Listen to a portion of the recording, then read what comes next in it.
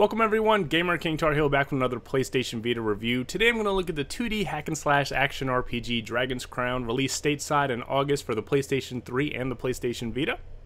Dragon's Crown starts you as an inexperienced adventurer in a small hamlet ready to take on the world. The story and characters are about as cliche as it gets when it comes to the fantasy realm. It's a world filled with knights, wizards, kings, magical talismans, dragons, and every other fantasy staple there is outside of hobbits and halflings. Though the setting and characters are formulaic, I found the story to actually be pretty engaging to a point. It's certainly not a page-turner, but the reason it works is because of the combat.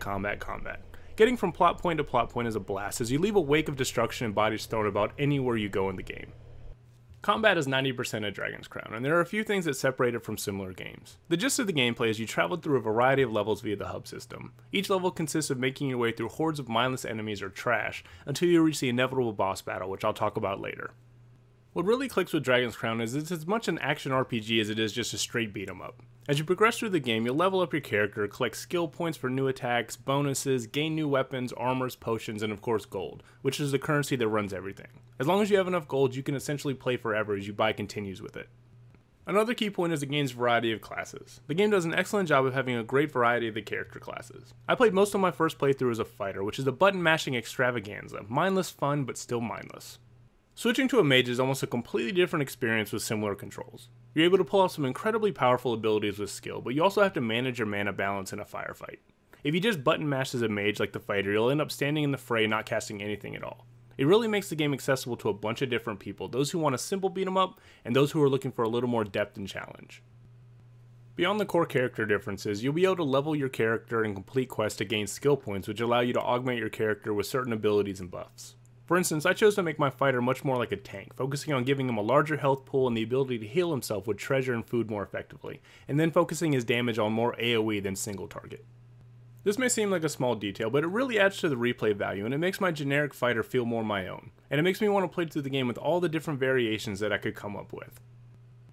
Fighting through the game's many minions is fun, and it never gets old jumping through a half dozen enemies with an AoE attack and watching the hit numbers fly everywhere. But the real joy I got from the game are the boss fights. The game does a great job of making the fights interesting when you're fighting these giant, menacing bosses. They're not all just spanks. The boss fights add many dynamics that make you focus on things besides just dealing damage. For example, one boss has you fighting a giant gate. During the battle, cannons will come out and you'll have to find a cannonball in the battlefield and then load the cannon and then find a torch and then set off the cannon to blast the gate down. Another boss fight will have you fighting a giant wraith, where you have to kite the enemy towards candles, and only in the bask of the holy candle can you actually damage the wraith. Dynamics like this make the boss fights more engaging. Instead of just button mashing, you actually have to circumnavigate the battlefield for certain objectives, worry about positioning, and then time your attacks to be most effective. It really is a treat that puts a nice cap on each of the levels. For all of Dragon's Crown's delivered promise, the game does have a few shortcomings. The developers did what they could to make the combat as engaging as the player wants it to be, but there are still moments when I would just go into autopilot and cruise until the boss battle. I'd look up and I'd be attacking nothing in a corner because I wasn't focusing and I was getting lost in all of the repetitive action on the screen. Which brings me into my next issue, which is the graphics. At times the game looks like a beautiful Renaissance painting, but all too often, especially with 4 allies or fire or mounts or heaven forbid fire-breathing mounts, the frame rate suffers drastically on the Vita. It certainly isn't crippling, but it's beyond noticeable and it will bother some more than others, and it might push them to the PS3 version despite the Vita's advantages. Perhaps the most disappointing thing is the expectation, that a game like this shouldn't even be testing the Vita, let alone punishing it the way it does.